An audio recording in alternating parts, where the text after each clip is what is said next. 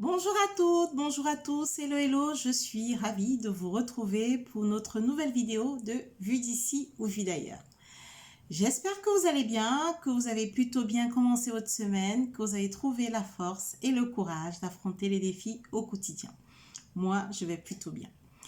Comme annoncé dans ma prochaine vidéo, nous allons parler de la parentalité. Ce sera ma vue d'ici. Je partage avec vous les enseignements de la parentalité. La question était de savoir que nous apprennent nos enfants. C'est vrai que nous avons pour habitude de dire que nous élevons nos enfants, nous les éduquons.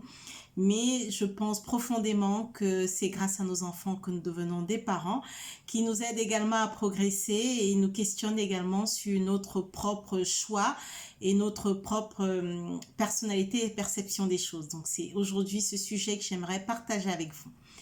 Avant de commencer ce sujet, j'aimerais déjà qu'on évoque les 4 stades de l'homme. En fait, on parle de bébé, de la naissance à 2 ans, ensuite de l'enfant de 2 ans à 10-12 ans, de l'adolescent de 10-12 ans à 18 ans et de l'adulte, y compris effectivement jusqu'à au-delà de 77 ans, bien évidemment.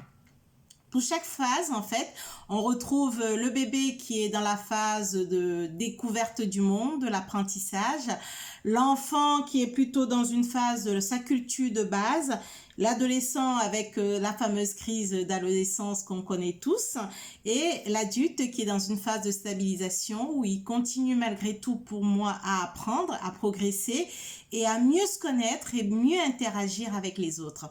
Alors, pour chacune des phrases, je partagerai avec vous, moi, ce qui m'a le plus marqué et ce que j'ai appris de chacune des phases. Alors, si je commence par la phase de bébé, donc de la naissance à 2 ans, il y a 2 points qui m'ont profondément marqué. Le premier point, c'est les pleurs incessants. C'est vraiment la découverte quand on devient parent d'avoir ce bébé qui pleure, qui ne communique que par les pleurs. Et c'est assez troublant de savoir comment répondre à ces pleurs-là. Qu'est-ce qu'on peut faire pour le satisfaire? Et c'est pas évident parce qu'en fait, on n'a pas de mot d'emploi à ce moment-là. Et on rentre dans une phase où on est inquiet. Et en même temps, on se dit, il faut le faire. Donc, on tâtonne, mais on y arrive. Et moi, c'est la première chose qui m'a vraiment marqué en tant que parent. La deuxième chose, et ça, c'est vraiment une leçon de vie que m'ont appris les enfants, c'est l'apprentissage de la marche. On a tous appris à marcher de la même manière, c'est-à-dire qu'on est tombé de milliers de fois de manière incessante. Au départ, on tombe plus qu'on ne marche. Et progressivement, on finit par plus marcher et moins tomber pour quasiment ne jamais plus tomber, enfin dans le sens apprentissage du terme. Bien évidemment, quand vous glissez, vous tombez. Je ne parle pas de ce cadre-là, je parle vraiment de l'apprentissage. Et ce qui est fabuleux à ce moment-là, c'est qu'on encourage les enfants. On dit, vas-y, tu vas y aller.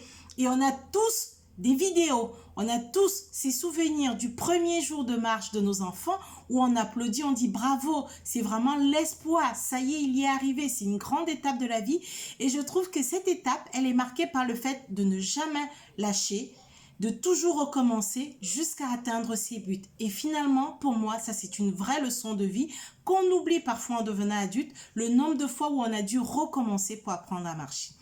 Au niveau de l'enfant, donc la tranche 2 ans, 10-12 ans, pour moi, c'est l'âge de l'attachement. C'est vraiment la partie où on le façonne, on le modèle un peu dans la culture de famille, dans notre histoire, dans sa propre histoire également. Il apprend des choses à l'école, c'est la politesse, c'est le respect, c'est les règles. Et c'est un âge où il fabrique pour moi sa culture de base. Ensuite, on passe à l'adolescence. Pour moi, l'adolescence, ça mérite une vidéo à part entière parce qu'on a tellement de sujets à dire sur l'adolescence. Alors, l'adolescence, je le vois en double étape, c'est-à-dire que on est dans une nébuleuse. Je ne sais pas si je suis enfant ou si je suis adulte. Je suis plutôt un adulant, d'ailleurs, certains l'écrivent ainsi en disant c'est l'adulant, c'est l'enfant en devenir d'un adulte. Et dans cette phase-là, le matin, il est enfant, le soir, il a des réflexions d'adulte. On est complètement paumé en tant que parent. On ne reconnaît plus son enfant et on n'a pas face à nous un adulte. Donc ça nous questionne beaucoup, ça nous oblige à trouver d'autres moyens pour communiquer avec notre enfant parce que finalement, il faut qu'on l'aide à ce moment-là à se positionner. c'est parfois aussi une quête d'identité. L'enfant a besoin de trouver sa place et il peut la trouver de différentes manières. Il y a des enfants qui vont beaucoup questionner, il y a des enfants qui vont se prendre pour des adultes en disant ça y est, je connais tout, vous êtes tous des has-been, voilà. Mais c'est une phase qu'il faut accepter parce que finalement, il est à la recherche, il est à la quête. C'est une phase de quête. Autant l'enfant, c'est une phase d'attachement avec tout ce qu'on a pu entendre des cauchemars. L'adolescent, pardon, c'est une phase de quête. Donc vraiment, c'est l'accompagner et parfois quête et rébellion. Alors c'est pas simple, hein. Il veut qu'on l'aide, mais il veut pas non plus qu'on l'aide de trop. Donc le juste milieu n'est pas simple à trouver. Et ensuite, il y a la phase d'adulte, comme je disais précédemment, qui est une phase de stabilisation. Mais pour moi, on doit continuer à apprendre, on doit continuer à s'améliorer sur notre façon d'être, sur notre perception de la vie, sur les échanges qu'on a avec les autres, sur les échanges qu'on a avec nos enfants. Et communiquer avec nos enfants adultes aussi nous aide parfois à nous questionner.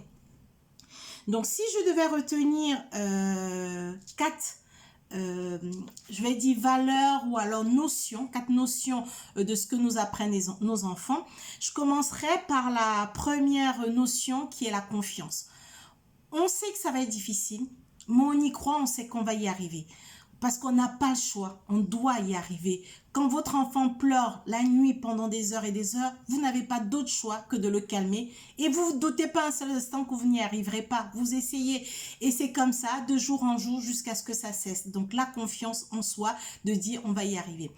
La deuxième notion, c'est l'humilité. Ben, je vais faire avec, c'est comme ça, j'ai pas le choix. De toutes les façons, il faut que j'y aille. Vous avez l'enfant, vous l'avez préparé, tout est parfait, vous sortez avant. Juste au moment de partir, vous avez le vomi, le biberon qui revient. Voilà, c'est comme ça. Je me nettoie rapidement, je vais être en retard, je vais stresser. Voilà, c'est comme ça, c'est la vie. J'arrive, mon maquillage à moitié fait, mais c'est ainsi. L'humilité, je prends les choses telles qu'elles sont. La résilience, alors accepter l'imperfection. Ça, c'est vraiment aussi une belle leçon de vie vis-à-vis des enfants. On a tous des enfants et on s'imagine que ça va être des super chanteurs, des super médecins, que des superlatifs d'ailleurs. Et finalement, bah, ils sont eux, voilà, ils sont eux. Et on doit garder cet amour inconditionnel qu'on a vis-à-vis de nos enfants, quel que soit leur choix, quelle que soit leur décision, parce que ce sont nos enfants. Voilà, et l'accepter. Et la dernière notion que je trouve qui est plutôt assez intéressante pour saupoudrer un peu tout ça, c'est l'humour. Voilà, il faut toujours garder une pointe d'humour avec les enfants, surtout face parfois à leurs questions un peu naïves.